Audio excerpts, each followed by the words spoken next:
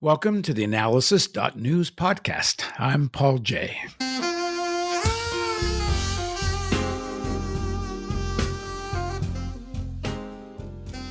As part of its management of the current economic crisis, the Federal Reserve will spend approximately $750 billion to prop up the corporate bond market.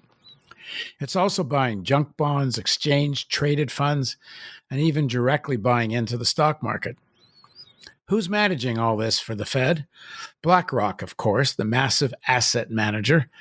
To know more about the extent of BlackRock's power and the tremendous concentration of ownership that's taken place, read my article on the theAnalysis.news site titled, "Three Investment Banks Control More Wealth Than the GDP of China and Threaten Our Existence." Bloomberg reports that BlackRock is managing three debt-buying programs on behalf of the Federal Reserve. Purchases of agency commercial mortgage-backed securities, and our guest Bill Black is going to tell us what that means, newly issued corporate bonds, and existing corporate debt, and debt-based exchange-traded funds. And Bill's going to have to tell us what that means. Bloomberg reports that BlackRock is also advising the Bank of Canada in buying up commercial paper, the short-term debt that companies use to fund day-to-day expenses. In whose interest is this bailout of the corporate and banking sector? Is this what's needed to prevent the economy from free-falling into a deep depression? Will it work? What's the alternative? And what about the role of BlackRock? Bloomberg quotes William Birdthistle, a professor who studies the fund industry. "It's impossible to think of BlackRock without thinking of them as a fourth branch of government," Birdthistle says. Well, if that's true, the merging of corporations and government is what Roosevelt said was the definition of fascism. Now joining us to break all this down is Bill Black. He's an American lawyer, academic, former bank regulator. Black is a professor of economics and law at the University of Missouri, Kansas City. He studies white-collar crime, public finance, regulation, and financial crisis. And he's the author of the book, "The Best Way to Rob a Bank is to Own One." Thanks for joining us, Bill. Thank you. So start with the basic strategy of buying up all this paper. Who does it serve? I mean, is this what's necessary to stop the spiral into a much deeper depression? And was there an alternative to this? Okay, so that actually depends on a broader question that the prior piece you alluded to into your introduction discusses a little bit. What's the concept of why we care about the financial sector?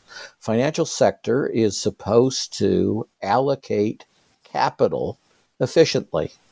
In other words, the places that need it to expand, to become more productive, should be able to get funds either from shareholders or from lenders, right? And those lenders could be banks, but those lenders could also be people like us, who might buy commercial paper, which is a short-term kind of debt issued by corporations, typically very large corporations, right? That's what it's supposed to do. In other words, it's supposed to be a middleman. And the efficiency condition for a middleman is exactly the opposite of what the scholar you were quoting was talking about when he said it's impossible not to think of BlackRock and its counterparts as a fourth branch of government. The efficiency condition is lean and mean. The financial sector should be relatively small. It's just a conduit, right? And we just matching who needs it with the folks who have surplus capital to invest or lend. Instead, again, as your prior piece says, profits total 25% of total corporate profits at this time are going to finance sector, right? Which is supposed to be, again, a tiny little sector that's just a middleman helping out the productive sector. Instead, you can see it's become a massive sector. But here's the really bad news. 25% is nothing. on the eve of the Great Depression and on the eve of the Great Financial Crisis, this one industry that's supposed to be lean and mean, finance, didn't earn, but it received 40% of total corporate profits in the United States. In other words, this beast that's supposed to be lean, efficient, and simply a helper to the dominant industries that actually, make things and employ people, has become a monster that instead of increasing productivity, it acts like a parasite that is dramatically reducing productivity, and productivity has been cut roughly in half. And over a period like 50 years, that's an enormous difference in people's lives and such. So that's the first thing, the context. Finance has become a monster that is actually eating capitalism instead of creating a more effective capitalist system. But the second thing is, on top of that, people have probably noticed we're getting these recurrent financial crises, and they're getting vastly bigger. So the savings and loan debacle was a $150 billion bailout, and that sounds like chicken feed, right, in the current era. And it didn't cause any significant recession. Then you get the Enron era frauds, and they cause a $7 trillion loss in market capitalization. And over 1,000 of the top firms have to restate their financial statements because they're false, right? So you have very widespread fraud. And then you get the Great Financial Crisis, and over 1,000 markets fail. And the whole system is in free fall. So again, finance was sold to us, and the new products that you were mentioning were sold. I mean propagandist type selling, on the basis that they were going to make us much more productive and our system would be far, far safer. These financial crises would not happen. And exactly the opposite has occurred. So markets only work when people are actively trading. And if you think about it, which we usually don't, if you decide to sell shares at 2 a.m. in some particular company, the chances that somebody wants to buy those shares at some intermediate price are actually not terribly good, and so we have entities that we call market makers. And they buy when you want to sell, and they, quote unquote, make a market.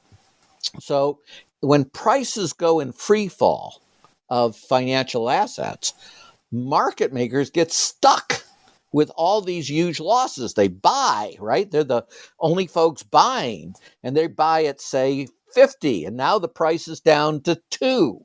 So they're all bankrupt. And when they go bankrupt, the market fails. And when the market fails, then everything fails in a capitalist system. Because what's price if nobody's willing to buy? It's undetermined or essentially close to zero, which means everybody else that holds that asset is in danger of going bankrupt as well. And they can't get cash. And so they also have liquidity crises. And that's why you get these bailouts, which are not of a failed institution necessarily, but of entire markets. Because what we call liquidity, cash, just disappears in these kinds of markets, and then asset values go in free fall, and then all kinds of companies start failing, and then you get domino effects as one big entity's failure causes, like Lehman Brothers, caused, for example, a $400 billion run on the money market mutual funds in 2008 within 30 days. Now, the biggest run in history before that was in the ballpark of $6 billion. To give you an idea of how massively greater these crises are getting. And so in light of the 2008 financial crisis and in light of the 2020 presidential election, there was no chance that Trump was not going to pull out all the stops, because it doesn't cost him anything to have a massive restoration of liquidity. And this is actually in jargon in finance called the bazooka, right? Where the Fed takes out the bazooka and just shoots cash one round after another, right?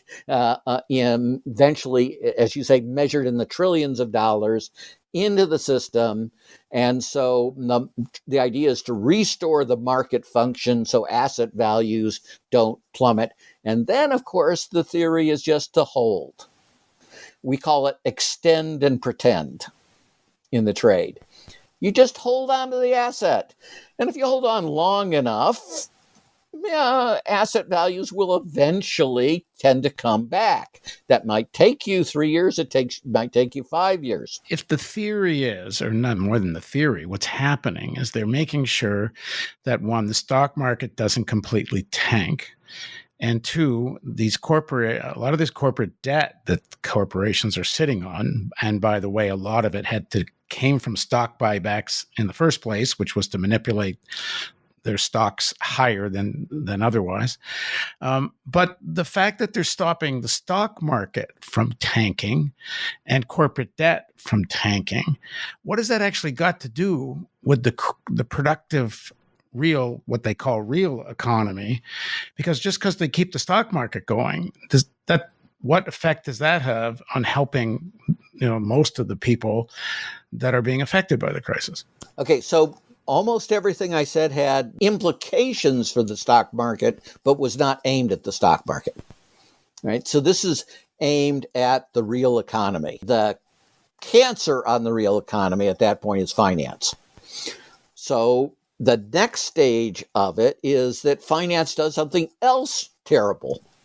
And that is it serves as this form of alleged discipline, right? So think how obscene this is. The idea is the finance folks are the responsible ones. Disciplining, those stupid car makers and things like that, right? So the adults are supposedly in finance. And what they have done instead, and this fits in with this incredibly perverse executive compensation system we have, is everything is shaped in terms of short-run interests in stock price, and that affects the CEO bonuses. And that's what, in particular, the BlackRocks of the world have been notorious for. We want this quarter's earnings to be higher, right? So are you going to do things like risky research and development, where you have to spend literally tens of billions of dollars now, and then maybe, if you're successful, 12 years from now, you'll have much better products, you'll have much better productivity, much better growth, you'll have, discovered drugs that help people and such. You'll develop ways to dramatically reduce carbon emissions and things like that. Well, no, right? You're not going to do that. You're going to do everything to avoid those kinds of productive expenses, because nobody cares about 12 years at BlackRock. What's going to happen 12 years from now? Worse than that, what happens if all the games you're playing, which include lots of accounting fraud, don't work enough? So now the price isn't as high, the stock price isn't as high as a CEO you would like, because it wouldn't maximize his bonus. Well, then it's easy. You control the corporation. You use it to buy back stock. Well, if you buy back the stock, what all other factors being held constant is going to happen to stock price? It's going to go up, right? So how are you going to do that then in the circumstances we've talked about, particularly if we're in an environment, and we have been for an entire decade, of extraordinarily low interest rates? Then the hedge fund guys are going to tell you, you should be borrowing tons of money. It's really cheap. And by the way, we lend, right? And then you will leverage, we call it. So you'll have enormous debt compared to equity. Well, your bonus is determined on return on equity. So if you get even a tiny profit, but you have extraordinary leverage, it looks like you've done a really great job in terms of return on equity, and you get a much bigger bonus. So what does a combination of these perverse incentives means? We have corporations absolutely loaded to the max with debt at very low interest rates, who are not making productive investments that are going to increase productivity and do things like deal with global climate change. And the CEOs get enormous bonuses and slightly higher returns to the shareholders, and BlackRock gets a share of all of that. And when you get even a tiny bit more, and you've got $7 trillion in assets under management, like BlackRock does, that turns out to be hundreds of billions of dollars, right? Potentially, of which the CEO of BlackRock gets an extraordinary amount. So the CEO of BlackRock is the Uber. We talk about how Jamie Dimon, the head of the biggest bank in America, he makes $20 billion. But the CEOs of some of these hedge funds and private equity funds make hundreds of billions. Remember, I'm not using the word earn, hundreds of billions of dollars in this context. And so they love this perverse combination that leaves our system always on a knife edge, where it doesn't matter what happens. If you're on a knife edge, keeping your balance is incredibly difficult. And so eventually something nasty comes. And then the next part is, when you fall off a knife edge, then all kinds of things start happening, not just in finance, but you get a liquidity crisis in the quote unquote real economy, the industrial firms and such. And they, because they're so deeply in debt, are at risk of imminent failure absent some kind of bailout like you're seeing. So the debt was created to a large extent from these stock buyback, stock market manipulations. I heard on Bloomberg Radio, one of the commentators was saying that the actual size of the corporate debt was almost the same as the amount of money that's been spent on stock buybacks. So the government's now come in. They bought up a lot of this corporate debt to stop these companies in the industrial and productive sector falling off the knife edge, as you said. But there's no demands on them whatsoever in terms of continuing to pay people salaries, to keep their workers working, even if they're from home, to keep paying them. They're just going to emerge from all of this with less debt, but the people that work there are going to emerge in terrible predicament, many of whom will be in deep poverty. Right, and that is a combination of both political parties. Now, the insanity of the current system is that Nancy Pelosi thinks that she's a genius, and her supporters are acting like she's a genius. But as you say, the Democrats did not use their leverage, which was very large, effectively to make this thing a bailout of everybody. So not only did they not achieve a bailout of poorer people, workers, and such, they've actually left them in much worse circumstances, where Trump has been using this as an excuse to roll back all kinds of regulations, to roll back even, you can't even sue. They want to make it a system where they tell you you must go back to work, even though the virus is epidemic in your meatpacking plant. And if you don't go back to work, will not only fire you, you'll be ineligible for any government aid. If you came and has a green card, we will prevent you from getting full citizenship. And if you do work, and if your employer is negligent and exposes you to the virus and you die, we will immunize the firm from any liability for its negligence. Or in this case, it goes beyond negligence to willful blindness. Willful blindness could, by the way, under the law, constitute a criminal offense. So, my phrase is, wouldn't you love to be playing poker in this match if Nancy Pelosi is considered to be the top negotiator? You could just absolutely clean up in these circumstances. And the Democrats allowed themselves to be conned, allegedly, into believing that there'd be a third phase in which they would actually get something, for example, for state and local government.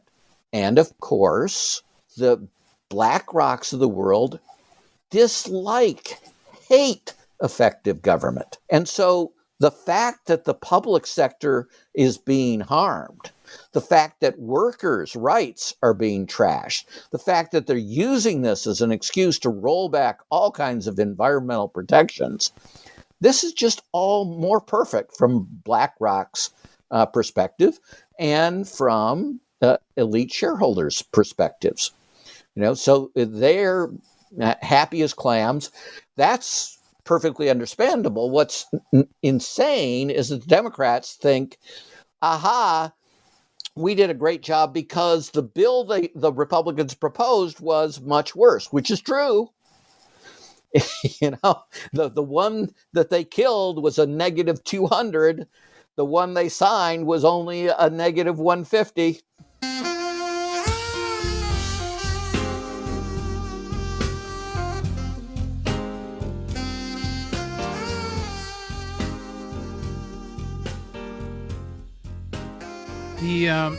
In Canada and in Europe, my understanding is most of the bailouts were for wages. In other words, if companies would keep paying the workers on their payroll, the government would subsidize, in some cases, up to 70, 80% of the salary.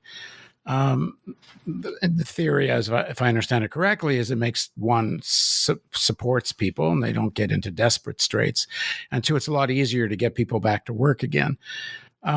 Why wasn't that done in the United States? Because it would have been good.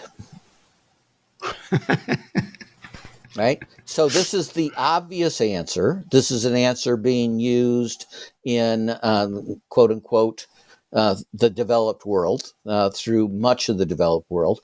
This is something that Paul Krugman, of all people, has repeatedly editorialized op-eds, right? Saying, why aren't we doing it this way?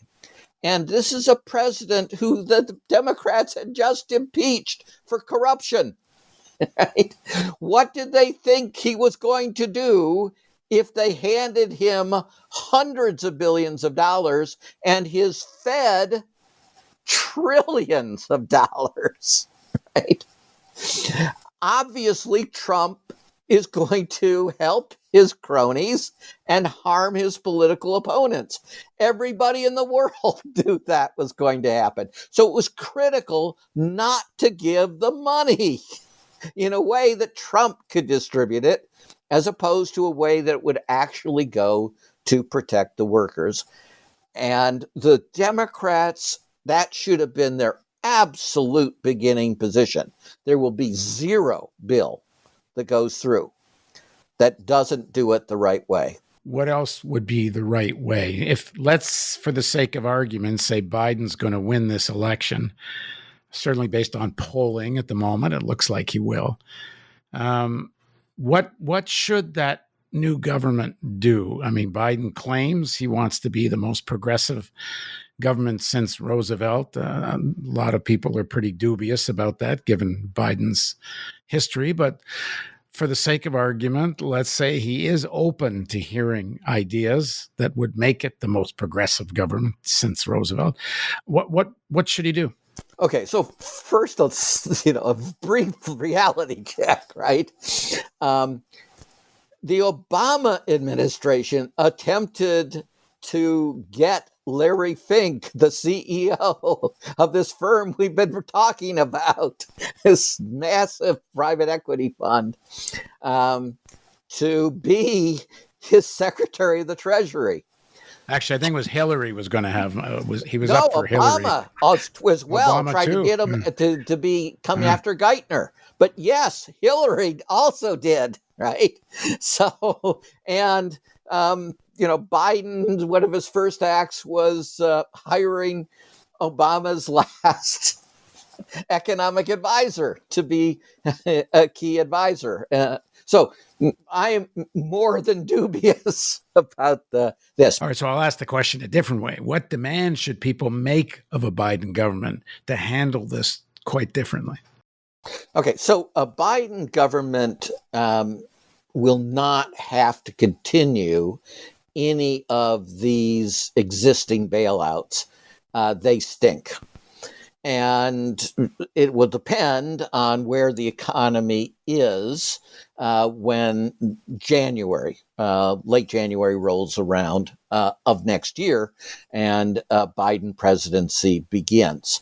What it should do is immediately prepare a package to deal with state and local governments. So here's the absolute critical thing that a Biden administration needs to get across now. States and localities are different than the federal government. The federal government has a sovereign currency.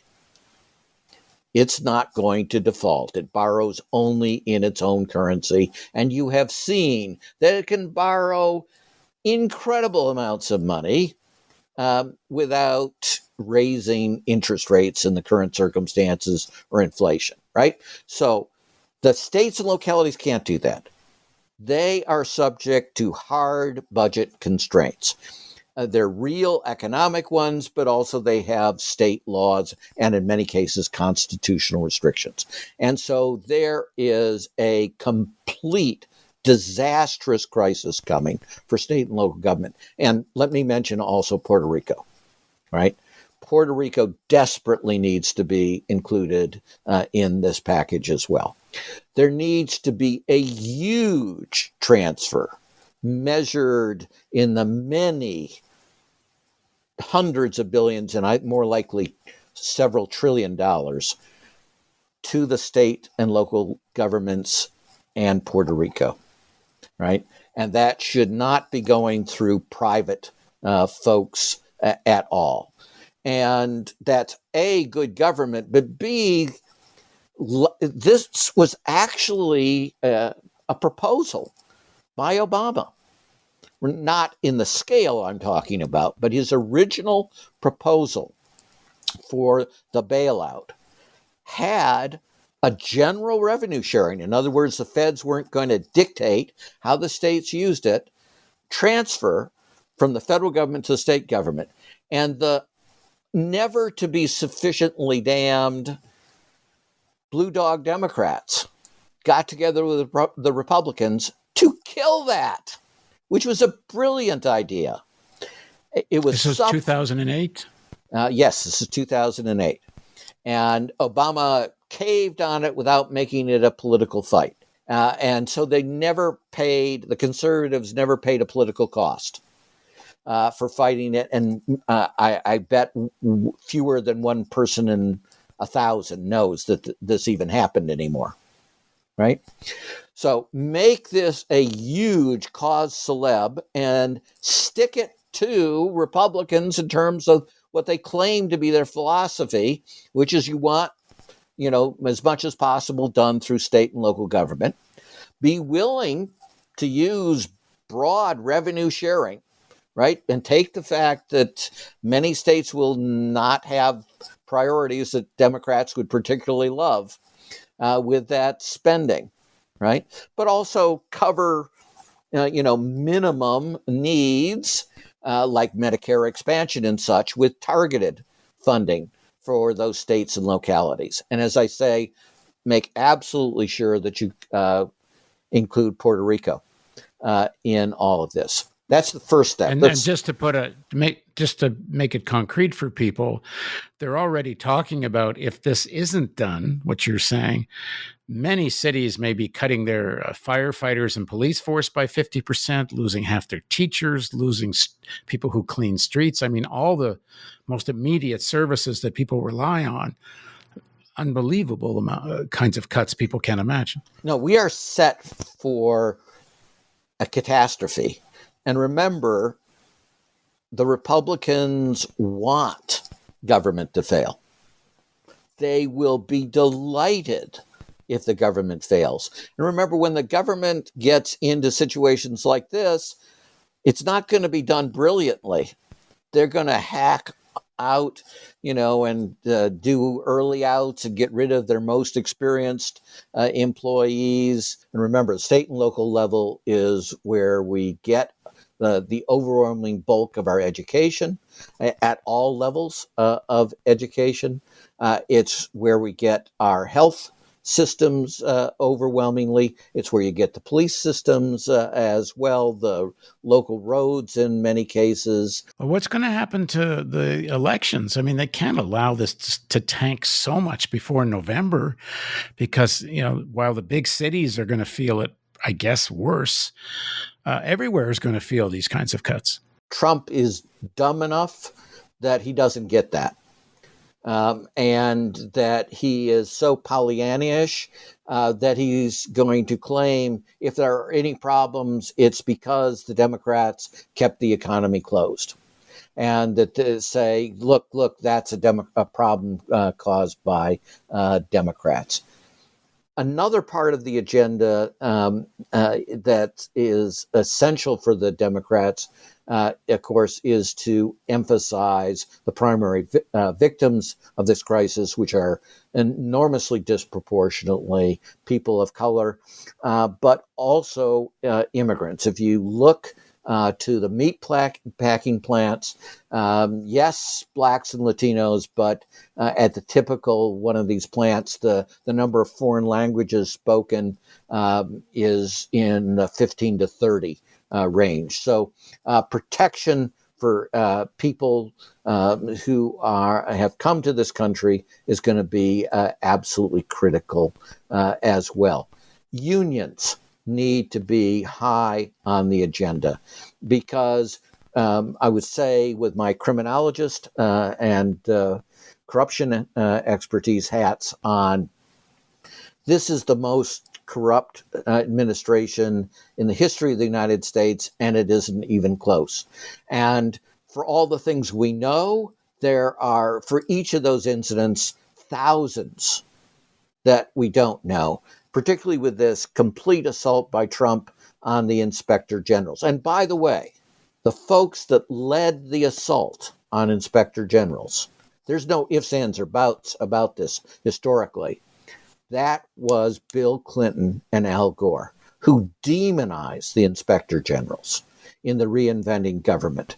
And so they're the ones who sowed the seeds that have turned into this obscene attack on inspector generals and pro-corruption.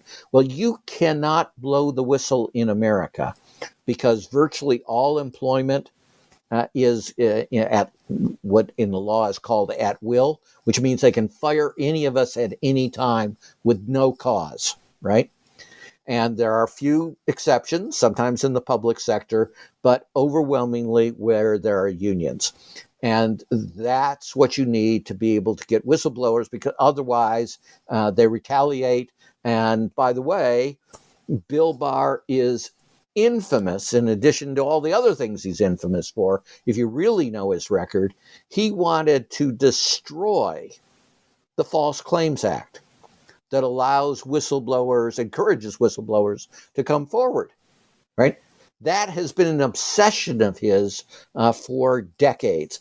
So this hegemony of views against whistleblowers, against inspector generals, has to be rooted out of both of these parties. And I think politically, if the Democrats win, you're going to have one of those small windows in time when you can do it, and it will feed on itself. Because if you get the whistleblowers to come forward, their stories will discredit not only the Trump folks, but all kinds of other folks, including the media, who have allowed these abuses to take place. Is there anything states can do at the state level? Because there's certainly far more, relatively speaking anyway, progressive governments in some of the states than we're likely to see federally.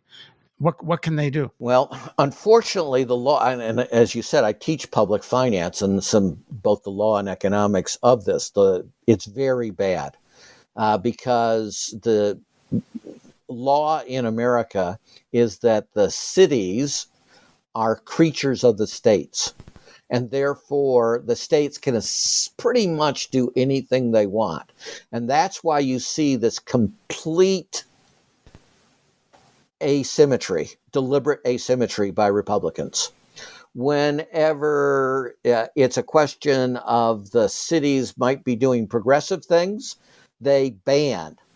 And you've seen this, for example, in the back to work orders. Whenever there's a Republican governor who is a Trump supporter, they ban the cities from having safe policies. But if it's a policy in which the cities can be, go after minorities, then suddenly they allow those policies. So as long as the governor is a Trump type, the cities can't succeed. But what if we're talking New York or California? What could they do? I'm talking economically. Like, for example, could New York and or California establish publicly owned banks at a scale where they could fund, in a sense, create kind of their own currency through creating public banking? We could create our own currency, but that doesn't solve the problem of the budget deficit. And in many states, that would run afoul of state constitutions and statutory laws and such. So no, on the public finance side, yes, there are things we can do at the margin, and we need emergency groups, working groups in all of these places, thinking how you do that on the margin. By the way, having lived in Silicon Valley for 20 years, the failure of the wealthy, high-tech CEOs to step forward in all of this to help the states and localities fiscally is absolutely shameful and absolutely demonstrative of what their real views are. So, they talk nice about these things, but they have not stood up. I guess we go back into imaginary thinking again. Public banks don't fix this kind of problem. What about at the national level, when these financial institutions are so dependent now on public money for their survival? Should some of them be nationalized and break some of the both economic and political power of that sector? Okay, so we shouldn't use that word nationalized. Well, I mean by control. Right. So what you should not have the ability to have an institution that, if it fails, will cause a global financial crisis. That's insane, right? You should diversify them, right? And so we can't even get the language right. At the federal level, these are called systemically important financial institutions, SIFIs. right? What they are, by their own logic, is systemically dangerous institutions. So the first thing is to start calling them what they really are. The second thing, which will require complete new legislation, because again, the Democrats completely wasted the crisis in terms of effective financial regulation, right? Dodd-Frank has individual provisions that make sense, but it had no strategic vision. It refused to do anything equivalent to Roosevelt. It was just an immense lost opportunity. So maybe if there's still this crisis lingering in January, and if Biden won, and if he were really a progressive, you could actually do something. But you're right. You would start with getting rid. You'd give them 5 years to shrink to a level where they no longer impose a systemic risk. And by systemic risk, we mean when they fail, they are likely to cause a global financial crisis. It is insane to allow institutions that large if a single failure will cause a global financial crisis. We have to think that way. But haven't we seen in the past when, like in telecom, you see these breakups, that in a matter of some years, not that long, they get back together. You wind up getting the same kind of monopolization and concentration. And the political power they have facilitates that. Right. This is why I hate war analogies, even though I use them periodically. There's no such thing as a decisive victory against corporate power. Every generation has to fight this. But doesn't that then argue for one, doing what you're saying and creating systems of public ownership? It could be, diversified is the key word. I mean, it could be, various states get together. It could be a combination of federal and state, but create a banking system that's not all dependent on these guys. Like if they want to speculate, they don't get rescued. If the speculation leads to going down the toilet, so be it.